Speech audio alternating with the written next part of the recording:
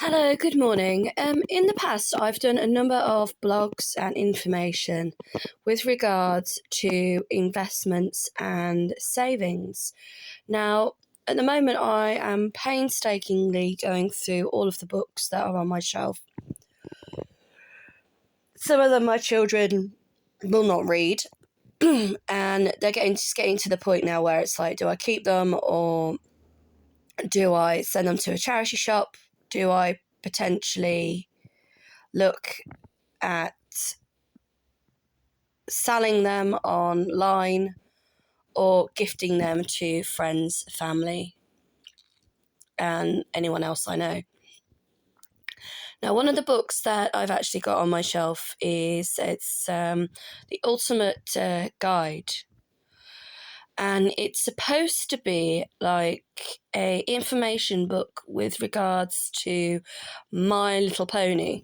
Now, anyone who obviously may or may not know about My Little Pony is the fact that over the last... Excuse me for yawning. I'm renowned for doing this in a lot of my videos. And coughing too. Is that My Little Pony have been around now for over 20 years, if not longer. Now, I'm 40 and I remember My Little Pony as a child. They did not look like this. The illustrations that you can see today are very similar to like Powerpuff Girls, which is another video or series that I used to watch when I was younger. And what I have found is over the last sort of 20 years is that My Little Pony has completely changed to how it used to be when I was younger. Now, when I was younger, my parents never bought me My Little Pony. It was one of those toys that they didn't see the point of purchasing, or they didn't think it was a necessity for me as a girl to have. I even remember going to a car boot sale once and somebody was actually selling their entire My Little Pony collection. And even though it was like £10 at the time to buy it, my parents still refused to buy it for me.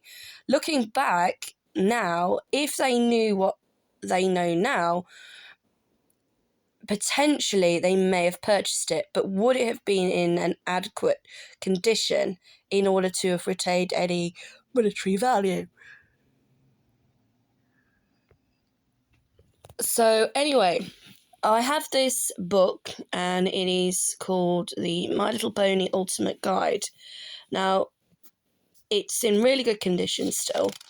I can't even remember where I got it from. And as you obviously go through the book itself, there is a lot of pictures. It's very brightly coloured. It's very child-friendly. The lettering as well is quite big. So if somebody is learning to read and you're struggling to get them to read, the one thing I always suggest that you do is find something they're interested in and then get them to read something. With my son, I have 3 children and they're all boys. It's the usual cliche. It's trains, it's cars, it's anything to do with militaria. And one of the things as well my children actually love, even though they're boys, is My Little Pony. And so I managed to get this book. And like I said, it is very extremely detailed.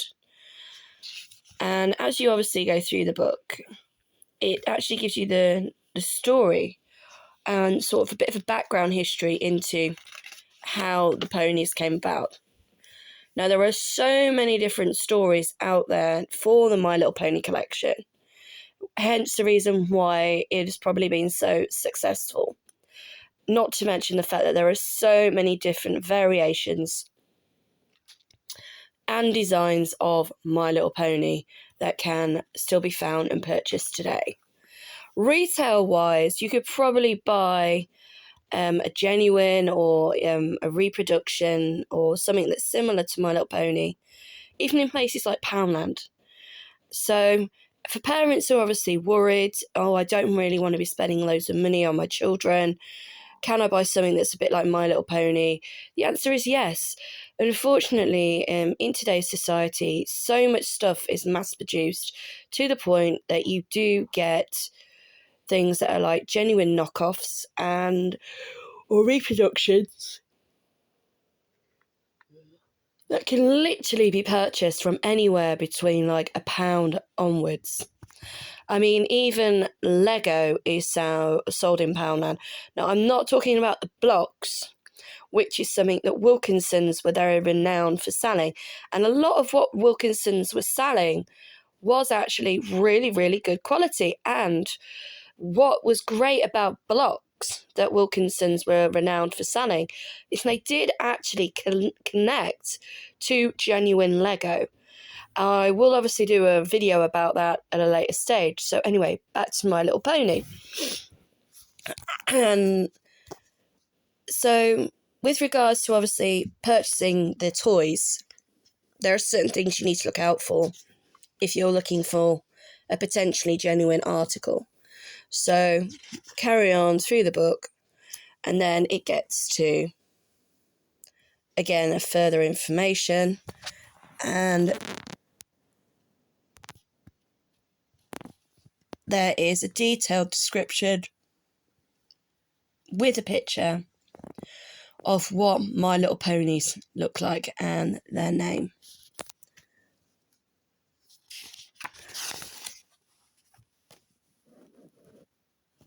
On page, well, in fact, they haven't even numbered the pages. So there's Verity. Now, personally, I think Verity is one of the most popular ones because we seem to be inundated with Verity at home. And it also means that she's very easy to obtain. Another one, it's not actually on here, it's called Applejack. If I go back one, it's actually this one here, it's called Applejack. So Verity and Applejack are probably the only two My Little Ponies that I actually am aware of. And one of the main reasons for that is because they constantly end up in charity shops. So again, you do not have to necessarily buy these things brand new. But if you want to look for something, or you are an avid collector, there are so many different ways, there you go, Applejack, that you can potentially purchase My Little Ponies, which I, again, grew up with in the 1980s, but probably wasn't really aware of them until 1990 and 2000 and onwards. So, I mean, something like this is actually a really good reference book for anyone who is potentially, looking at getting into collecting My Little Ponies. I did put a video online that I managed to find about this woman who actually had an entire room full of My Little Ponies, to the point where she actually had set it up as like a museum, and people could actually go to her house, pay a fee, and view what she actually had. But what I did notice with a lot of her products is that none of them were actually boxed.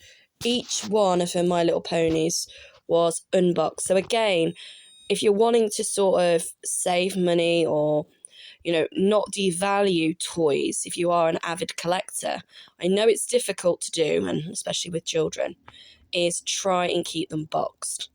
Try and keep them boxed, try and keep as much of the initial information that they came with, because that is how, for collectors, they are going to be more valuable, and obviously they will pay a little bit more of a premium. And obviously condition is very important as well, especially when it comes to things like books. So with this book, for example, it is in really good condition, apart from the corners. And unfortunately, what you do find with books, that one of the first things that tends to get damaged are the corners, the spine, which is why I try to go for hardbacks as opposed to paper. they have a lot more of a long rigidity. So I hope this has been helpful, and I'll just flip it over so you can see the back and you can see the barcode on there. So yeah, like I said, I mean, this is quite a up-to-date book. It is very detailed, and if you are able to come across this book, it's definitely one that I would recommend keeping, or even if you don't wish to keep it, putting it online, explaining what is actually inside. So thank you very much, and if you have any questions or queries, please don't hesitate to contact me or leave a message in my inbox. And thank you for watching. If you want to watch anything else that I post online, please feel free to subscribe to my YouTube page, and I will leave you with this page, and thank you.